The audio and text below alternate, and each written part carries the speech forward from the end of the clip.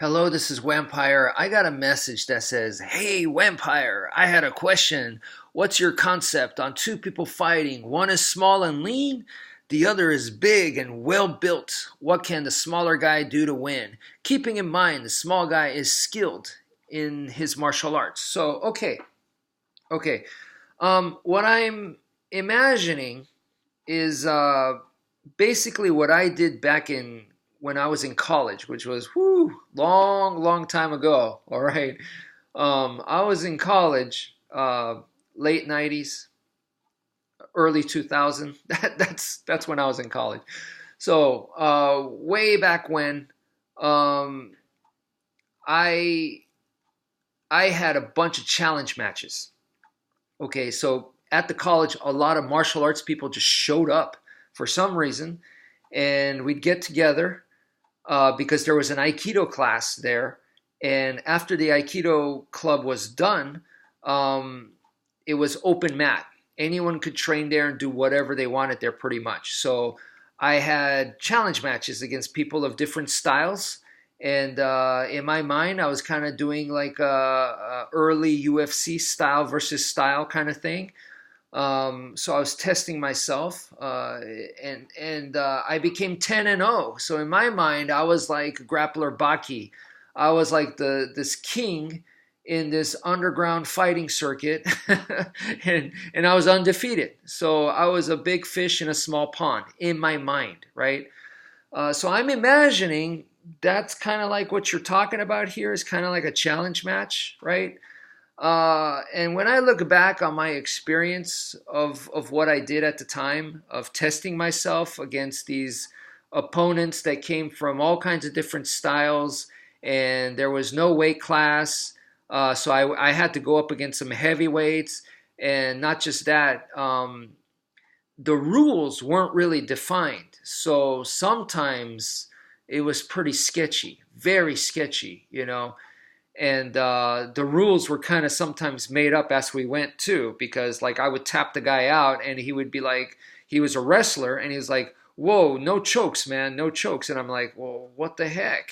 So things like that could happen too.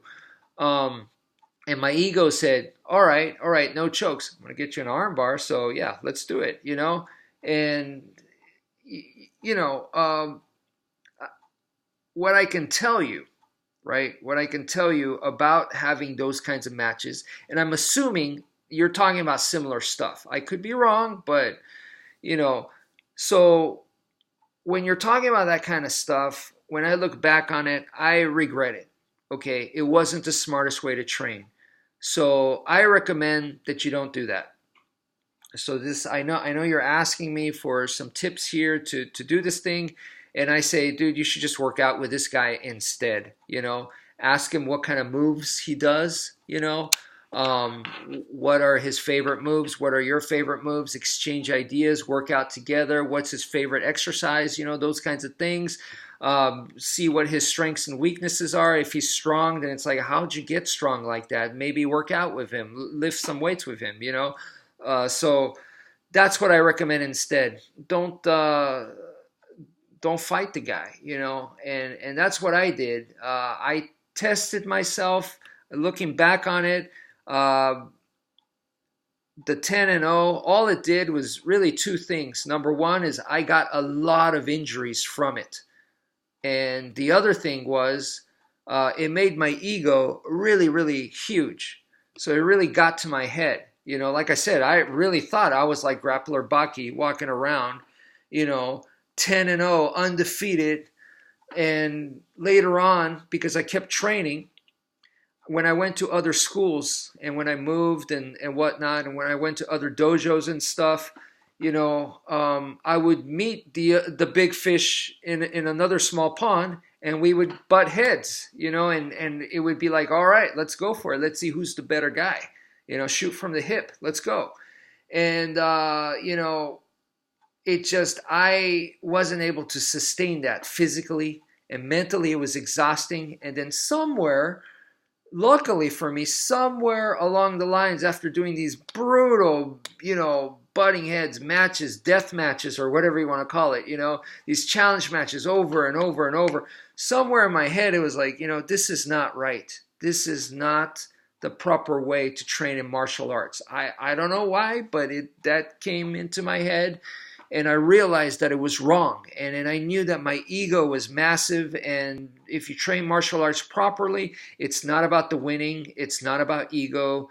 So there should be a spiritual aspect, and it should help you become a better person. And I was becoming the opposite. I was becoming more insecure. I was becoming more of a jerk, and I was very hostile, and I was not a nice person because you're constantly in that combat mode.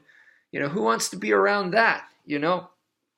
And probably would have just led me to becoming bipolar permanently. So yeah, I realized this was the wrong path to take. So I had to let it go and move away from the winning and really focus on the learning, because I was like, you know what? This ain't me. I could become a lot better. So whatever it is right now, and I'm trying to beat this guy and I'm trying to win right now and go, I'm the better person. I'm better than you are. My skills and everything, my technique, I'm better than you are. I'm the better fighter here. I said, let it go, because guess what? You could become an even better fighter. Even if you lose now, who cares? As long as you become better tomorrow, you become better in 5 years, in 10 years, in 20 years, you become better.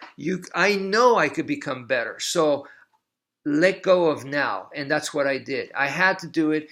It was very difficult. It was almost like I turned into a prize fighter, where like everything was on the line. I need to win, and if not, I can't feed the family. That wasn't true, but it was like that in my mind. So it was very difficult to let go. It was very difficult to go, I could get him right now. I could knock him out, or I could get that submission, and to go, no, don't do it. Don't do it, because you're here to learn. What's your weakness? Let's work on your weakness. Let's work on controlling the breath. Let's work on staying calm. Let's work on balance. Let's work on those things. And so I had to let go of that, and it was so hard to let go of. I know I could tap him out right now. I know I could win the match right now, and to not do it. So one of the things I'd recommend to you, if you haven't done this, is go to a Brazilian Jiu-Jitsu school, commercial Brazilian Jiu-Jitsu school, and tap out to everyone. And if you don't have a background in it, you'll probably get tapped out by everyone anyway. But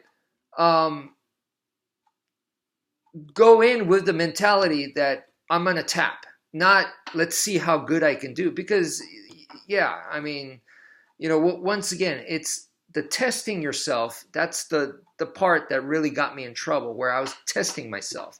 Let's see how good I am. And then I'd win. And that got me in more trouble, because now I'm like, hey, I'm good. And then I'd win again. And I'm like, wait a minute, I must be awesome. And that gets me in more and more trouble. So don't think like that. Let it all go and go, I want to learn. I want to learn. So first, you want to get the win-lose stuff out of the way. Just tap. Go into a school like that and just tap like crazy. Go to a MMA gym, tap like crazy, and also on the throws and on the punching, kicking, just be defensive the whole time. Just don't even think, I'm going to land this shot. I'm going to rock them good. Don't be thinking about that. Just go, I'm going to be defending the whole time, and just work on your defense first. Work from there is the best advice that I could give you. And anyone else that's kind of doing this kind of thing. So I hope this helps. That's it for now. If you have any more questions, please feel free to ask, and I'll do my best to try to answer it in a down-to-earth manner as possible. So it sounds like I'm drunk, right? I don't drink, but it sounds like I'm drunk. Anyway, that's it for now. Thank you for viewing, and take care, folks.